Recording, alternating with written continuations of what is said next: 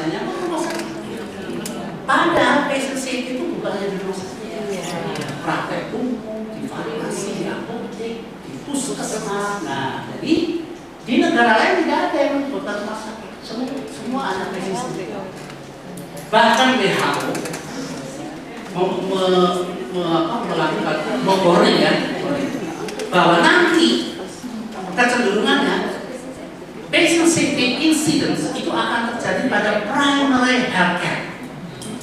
Karena negara-negara di dunia ini banyak yang menerapkan universal coverage. Intinya universal coverage adalah managed care. Tonggaknya managed care adalah primary care sebagai gatekeeper. Dan di situ nanti akan banyak masalah di sini. Nah sekarang udah mulai ya, fraud banyak sekali di puskesmas itu. Jadi yang nggak usah pakai laboratorium lah, ya nggak pakai ini dan sebagainya. Nah ini kelemahan kita. Karena itu kemarin pada waktu rapat dengan Denkes mau membuat sistem penanganan scientific effect, saya bilang udah ini kesempatan kita ubah. Jadi saya tadi dalam pribadi saya menjadi anggota KPAS itu Komite Nasional Keselamatan Pasien Rumah Sakit. Nah sekarang saya usulkan pada Menteri Kesehatan, kita hilangkan rumah sakitnya. Karena kita punya dasarnya, ada undang-undang tentang kesehatan bicara patient safety walaupun dia tidak tahu apa itu patient safety. Undang-undang praktek kedokteran juga bicara tentang patient safety. Nah udah itu harus kita pakai. Nah mudah-mudahan nanti berhasil, kita juga mengikuti negara lain. Kita misalkan Komite Nasional Keselamatan Pasien. Nah semua pasien bisa ya. Oke. Jadi di Indonesia ini perjalanannya ya. Jadi tahun sekian versi disahkan bukan disahkan ya di Canang Menteri Kesehatan. Nah lalu tahun 2007 itu 2008 sebetulnya sudah masuk dalam akreditasi. Kita sudah memasukkan belum versi 2012. Nah itu sebetulnya tidak murni untuk akreditasi. Jadi kita melihat di sini perjalanannya pada waktu saya mengadakan workshop patient safety itu tidak pernah ada yang datang. Kenapa dong? Pada marah. Ngapain sih patient safety? Yang punya 20% dan sebagainya. Jadi kita berpikir gimana ya? Masuk akreditasi aja supaya orang takut. Nah, masuklah akreditasi ya. Nah, lalu muncul undang-undang ini kesempatan kita masukkan dalam undang-undang patient safety. Nah, saudara sudah tidak bisa bergerak lagi sekarang. Sekarang patient safety sudah dalam undang-undang dan sudah ada dalam Kepmen dan Permenkes. Nah, saya sudah terikat di sini. Ya, jadi kayak pesannya Prof. Adi tadi. Ya udah ini saudara berputar di sini ya. Oke, nah inilah kira-kira perjalanannya scape of income patient safety. Sehingga saudara tahu kayak apa patient safety di Indonesia dan di dunia. Nah ini momen ya pada waktu Menteri Kesehatan mencanangkan ya, tapi setelah mencanangkan ya sudah. Pada waktu saya serahkan kepada menteri-menteri ini sebetulnya buat menteri loh yang punya power, punya duit, punya SDM. Enggak urusan rumah sakit ya sudah ya kita urusin. Nah sekarang tidak start kembali Denkes ya karena udah. Oke, nah sekarang kita bicara tentang implementasi keselamatan pasien di rumah sakit. Jadi saya kalau tidak dikendalikan, oke, nah ini kita bicara implementasi keselamatan pasien. Kita mulai dari peraturan dulu ya, peraturan perundangan. Ini loh peraturan. Undang-Undang 40 pada pasal 43 mengatakan rumah sakit wajib menerapkan standar keselamatan pasien. Di antaranya wajib melakukan pelaporan insiden. Jadi rumah sakit yang tidak melaporkan insiden itu melanggar undang-undang. Nah, kita sedang membuat ini gimana caranya, sanksinya. Kemana saudara lapor? Ke komite yang membidang keselamatan pasien yang ditetapkan oleh menteri. Itu sebabnya Komite Keselamatan Pasien Rumah Sakit Persi bubar. Karena ada ayat ini ditetapkan oleh menteri. Sedangkan yang Persi itu ditetapkan oleh Dr. Adi. Saya konversi dan laku itu. Nah sekarang saya ubah menjadi institut ya, bukan lagi Komite Keselamatan Pasien tapi institut yang kerjanya hanya memberikan feedback ya. Tapi ini karena ini undang-undang pun memaksa Menteri Kesehatan bergerak di bidang patient ya. Untuk apa pelaporan? Untuk mengkoreksi sistem, bukan mencari kesalahan. Lalu di sini penjelasannya ini tentang definisi keselamatan pasien ya. Yang dimaksud dengan keselamatan pasien adalah proses atau rumah sakit pelayanan. Nah ini penjelasan ini memang agak-agak membingungkan. Karena ini ada kata-kata pelayanan pasien. Kalau saudara daftar di lobby, daftar di itu saudara udah pelayanan loh. Sudah. Saudara telepon itu sudah pelayanan. Saudara tempat parkir itu sudah pelayanan rumah sakit itu. Nah itu belum masuk patient safety. Nah jadi ini saya nggak tahu kenapa. Nah, tapi nanti akan ada penjelasannya. Jadi ini ada dalam undang-undang ya ternyata pelayanan pasien. Sebetulnya ini terjemahan dari MPSA dan kita salah menerjemahkan patient care. Kita terjemahkan dalam bentuk pelayanan pasien. Harusnya care itu adalah asuhan. Nah, tapi saya ingin kembali saja dulu versi KKPS versi tahun 2005 pernah membuat definisi seperti ini. Keselamatan pasien adalah sistem di mana asuhan pasien lebih aman. Nah ini prinsipnya asuhan pasien. Itulah sebabnya dulu pada awal-awal kita dimusuhi, saya dimusuhi karena kita bicara asuhan. Kalau bicara asuhan itu adalah profesi memberikan tindakan profesional kepada pasien itu baru asuhan. Jadi mulai anamnese itu sudah memberikan asuhan. Perawat juga mulai melakukan assessment itu sudah memberikan asuhan.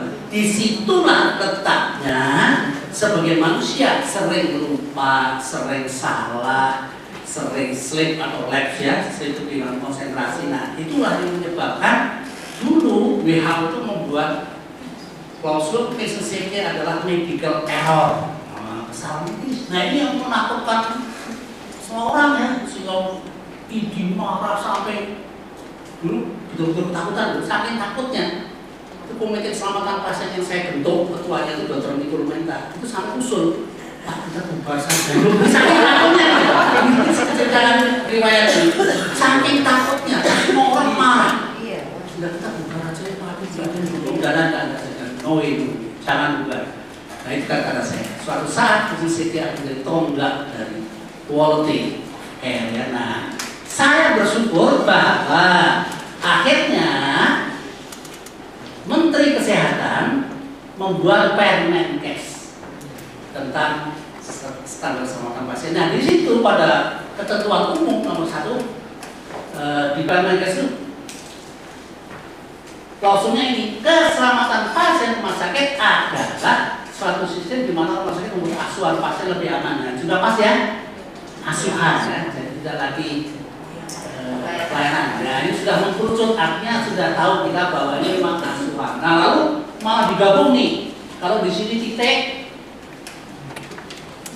lalu termasuk di dalamnya ini. Nah sekarang tidak, Depes paling senang nih bererot ini ya. Jadi lebih aman yang meliputi assessment risiko, pelaporan, belajar risiko dan sebagainya. Lalu muncul lagi di sini mencegah terjadi cedera yang disebabkan oleh kesalahan.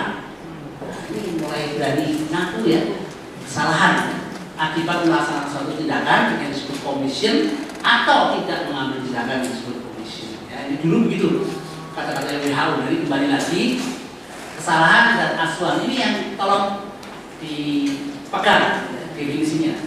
Pokoknya patient safety itu terkait dengan asuhan. Kalau saya sebagai pasien jalan di lorong rumah sakit ada kubangan, saya kepleset jatuh, fraktur, itu bukan patient safety.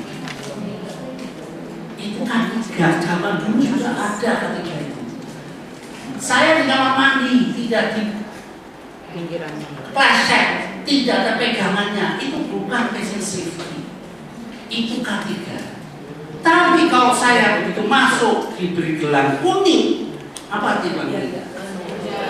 Saya berisiko jatuh karena saya sakitnya vertigo atau justru saya ada kelemahan itu kayak. Lalu saya jatuh, nah itu berarti saudara salah mengasuh.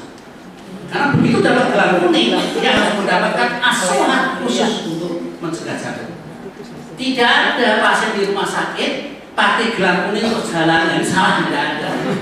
Pasti pakai kursi roda atau pakai tripod atau pakai apa dan pasti dikawal. Nah itu ya, itu bedanya PCCT dengan kan kita zaman dulu sudah ada. Ya. Nah nanti akan kita tunjukkan lagi dalam 6 sasaran ya. Jadi ini definisi. Nah, 1691 juga mengatur siapa yang ngurusi PCCT di rumah sakit, bikinlah tim di rumah sakit.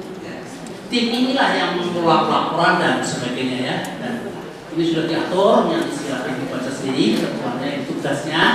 Nah, sekarang kalau kita mau lihat secara garis besar, ini dasar hukumnya PCCT, Undang-Undang Nomor 44. Jelas ya, pasal 43, rumah sakit wajib menerapkan standar keselamatan pasien. Tapi dalam undang-undang tidak dijelaskan yang mana standar keselamatan pasien. Nah, itulah yang dijelaskan oleh Permenkes 1691.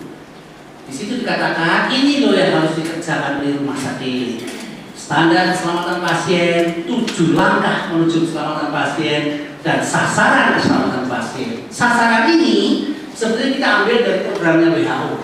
Ada 9 solution, kita ambil 6 sasaran nasional ya. 3 inilah yang kita kerjakan. Nah, akreditasi melihat, menilai apakah kita sudah mengerjakan itu. Nah, khususnya yang ada dalam akreditasi dari 2012, ini 2 ini standar keselamatan pasien dan sasaran. Ini yang jelas eksplisit ada di standar. Nah, ini terkait dengan dua-duanya, yaitu 7 langkah. Tapi dalam 1691 tiga-tiganya ini harus dikerjakan. Ya, nah, saya pagi ini akan bicara tentang standar dan sasarannya yang ini yang sesuai dengan akreditasi 2012 ya. Jadi 7 langkah ini ya. 7 standar ini hak pasien, menjadi pasien dan sebagainya. Ini 7 langkah nih. Nomor 1 kita membangun budaya. Yang kedua leadership. Yang ketiga risk management. Yang keempat sistem pelaporan. Yang kelima ini kita open disclosure kepada pasien. Keenam kita pakai RCA, kan ketujuh kita pakai FML. Nah, ini semua terkait nanti dengan khusus standar. Ya. Nah, 6 sasaran sudah jelas ya. 6 sasaran itu kalau saudara mau mau menunjukkan pada orang lain bahwa rumah sakit saya sudah merasakan PCCT, ya ini dulu nih, ini kelihatan nih. 6 sasaran itu kelihatan nih secara visual ya. Jadi kalau pakai gelang, ada assessment dan sebagainya ya. Yang 7 langkah ini yang tidak kelihatan ya, yang standar apalagi. Oke. Nah, jadi kalau kita lihat akreditasi 2012 itu ada 2 bagian besar. Yang satu itu 2 kelompok standar pasien berfokus berfokus pada pasien, patient centered care. Lalu kelompok yang kedua adalah standar manajemen rumah sakit. Sedangkan sasarannya sasaran keselamatan pasien dan manajemen goals ya. Nah, jadi ini ada berapa ini? Ada berapa bab?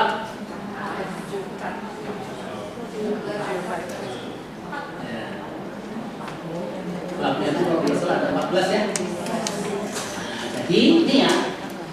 Ini ada kelompok standar pelayanan berfokus pasien, kelompok manajemen di sasaran dan di sasaran. Nah, yang saya biru-biruin ini inilah yang terkait dengan PCCT ya. Jadi yang lain juga terkait, tapi yang secara jelas terkait ini saya biru-birukan ini ya. Jadi kita akan bicara sini. Oke, nah jadi kembali Permenkes mengatakan kita menerapkan tiga-tiganya. Versi 2012 tiga-tiganya akan dinilai dan yang ada standar dan ada elemen penilaian itu adalah yang standar dan sasaran pasien. 7 langkah tidak ada, tapi itu terkait ya. Oke, kita mulai dengan standar. Ada 7 standar ya. Hak pasien, mendidik pasien, keselamatan pasien dalam continuum of care. Ini peningkatan mutu, leadership, ini mendidik staff dan komunikasi. Nah, kita mulai dari pertama hak pasien. Ini standarnya ya, dari keluarga dan pasien punya hak untuk mendapatkan informasi. Nah, di dalam praktek yang akan dinilai adalah misalnya saudara punya dokter penanggung jawab. Saya kira juga sudah biasa. Tapi ingat ya, bahwa DPJP itulah yang akan dinilai oleh surveyor ya, kayak apa perannya, bagaimana dia memberikan informasi ya, dan bagaimana dia menerangkan hak-hak pasiennya. Nah, ini yang ada dalam ini standar ya, standar kriteria yang ada di 1691 nih, dan yang ada di akreditasi, hak pasien itu di HPK ya. Jadi setiap pasien unik sehingga harus dilihat kebutuhan dan nilai-nilainya. Lalu kalau bisa keluarga dan pasien itu mengambil keputusan diikut sertakan dalam keputusan klinisnya. Ini hak pasien begitu. Jadi tidak ada pasien diem-diem nggak tahu tiba-tiba di bedah, dia harus menentukan ya ini hak pasien. Jadi juga komunikasi mata saya kok tidak bisa ya. Ini cara kita ya. Jadi harusnya tahu lah. Di dalam hak pasien di HPK akreditasi ini fokus areanya. Yang utama adalah melibatkan keluarga pasien bila kemudian dalam keputusan tentang pelayanan pasien. Nah ini ternyata hak pasien terkait dengan langkah 5 dari 7 langkah menuju keselamatan pasien yang disebut open disclosure ya. Open disclosure itu setiap saat pasien itu diberikan informasi ya. Lalu masih terkait lagi dengan patient centered care. Karena patient centered care itu dikatakan bahwa asuhan yang responsif ya, responsif terhadap ini preferences, needs dan values-nya pasien secara individu. Jadi pasien itu berhak menentukan pilihan mau dioperasi apa enggak. Pasien punya kebutuhan, ini yang harus kita assessment. Pasien punya value, ini yang harus kita nilai, dan value ini menjadi bahan keputusan klinis oleh profesinya. Ini angel nih, ini angel ya. Needs itu sudah masa lalu ya. Saya dulu waktu praktek di rumah sakit, awal-awal itu kalau ada pasien sakit panas atau menderita kesakitan, psikalgia atau sakit, itu tidak boleh dikasih apa-apa. Analgetik, antipiretik itu tidak boleh karena itu akan masking efek. Gejalanya akan hilang. Dulu ajarannya para profesor saya loh. Nah, jadi apa yang kita kerjakan? Observasi febris dan observasi sefalgia tanpa obat. Jadi dilihat kayak apa sakitnya.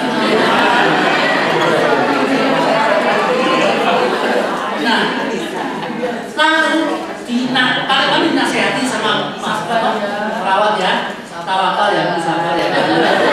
Sampai latihan, aku di sana lebih panas ya.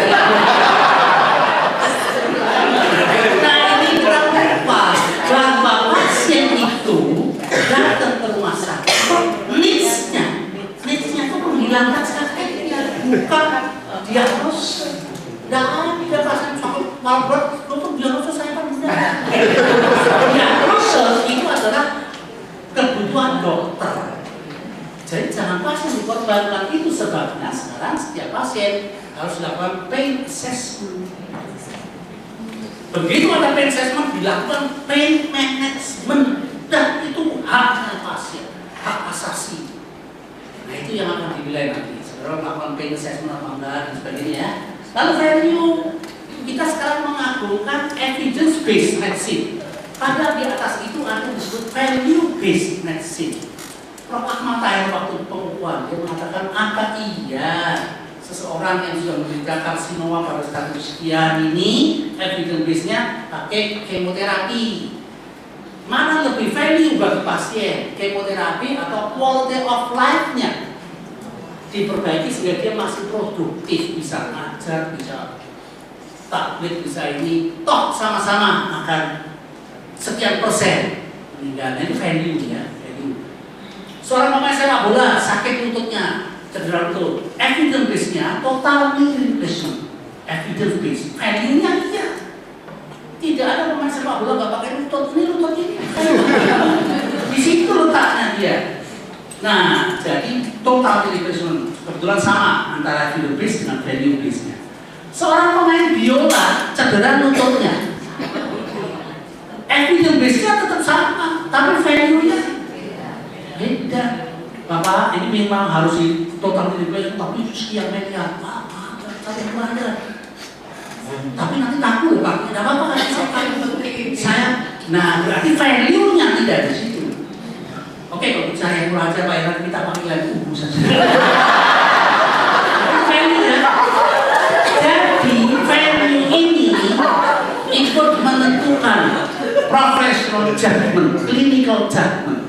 Nah ini yang aneh. Nah ini ada di hak pasien ya. Jadi hak pasien yang ada di 1691 dan di akreditasi terkait dengan 7 langkah maupun diskursus dan terkait dengan patient center care ya. Yang kedua menjadi pasien dan keluarga. Nah ini kembali sama keterlibatan pasien yang merupakan partner. Saya pernah menyampaikan di satu forum ya, pasien itu ada perkembangannya ya. Dulu pasien itu betul-betul pasien. Jadi pasien itu nurut.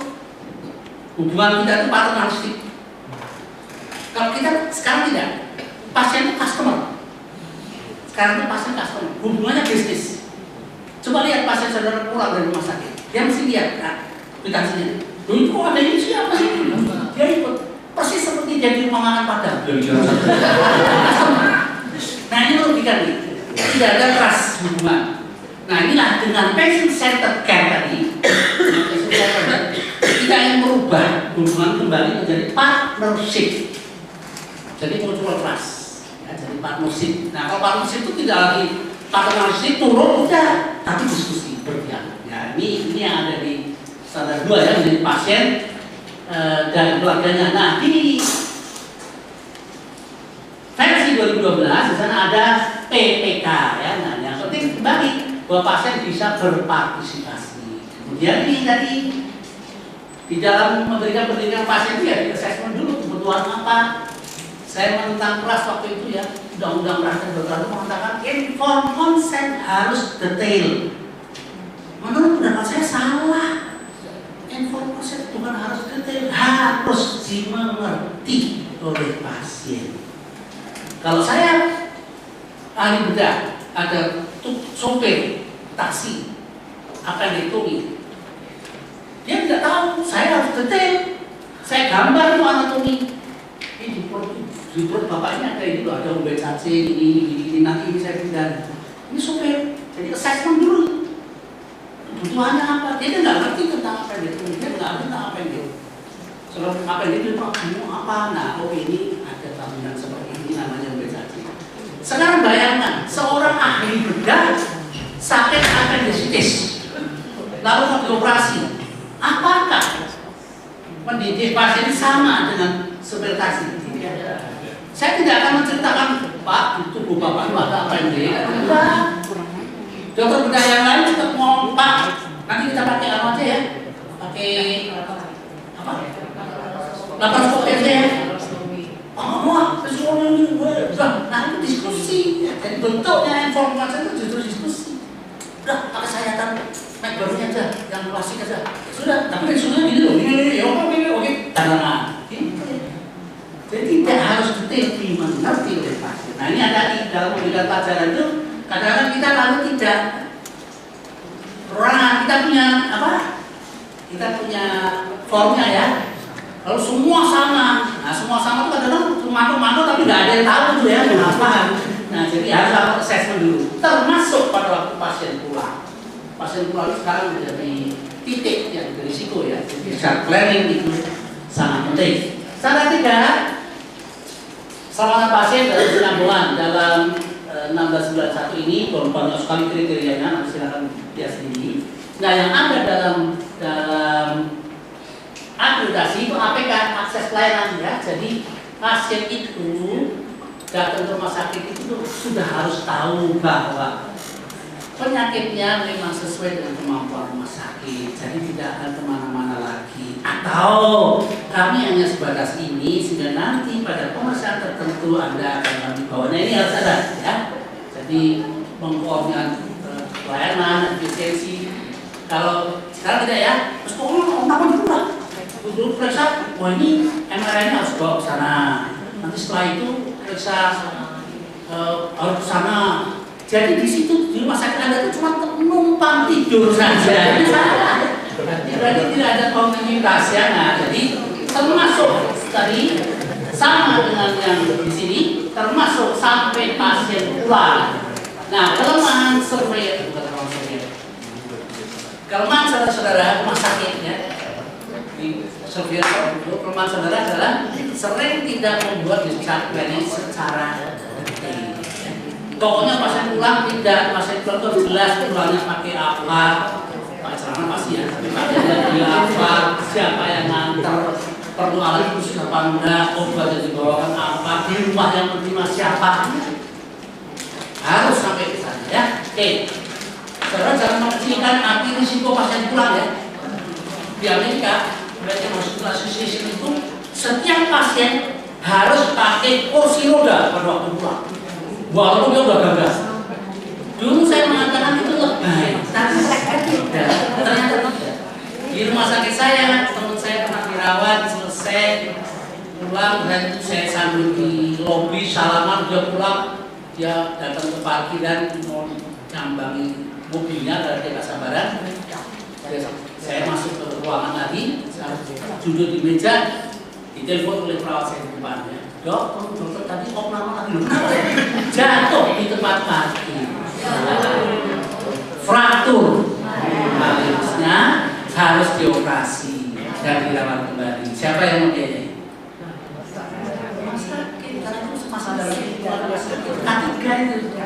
Dan biaya operasi dan perawatannya 5 kali lebih mahal dari kemarin dia dirawat. Jadi saya tombol ya. Bisnisnya ya. Saya tanya kenapa sih kamu kok bisa jatuh di tempat itu? Tempat parkir itu aspalnya bergelombang. Wah ini salah saya. Saya panggil ketika saya di rumah saya, kita cari mana yang bergelombang? Tidak ada, rata. Kesimpulan saya matanya teman saya ini. Dari akhirnya pasien pulang itu ada kriterianya. Pasien DPD pulang bila trombositnya sekian, panasnya sekian, ini ada kriterianya. Tapi bukan berarti dia sudah fit, full fit, belum. Itu makanya orang Amerika mengatakan semua pasien pulang harus bahwa nanti setelah masuk mobil keluar dari halaman parkir sambar itu urusan dia ya. Masih di dalam itu aja.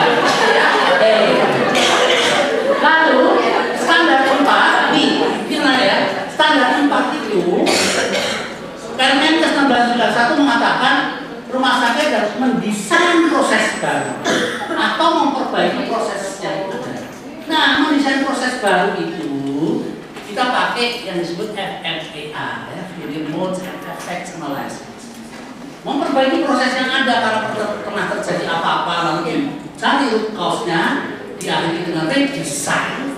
Nah, itu pakai root cause analysis ya. Jadi pada standar 4 ini diakreditasi muncullah PMKP ya.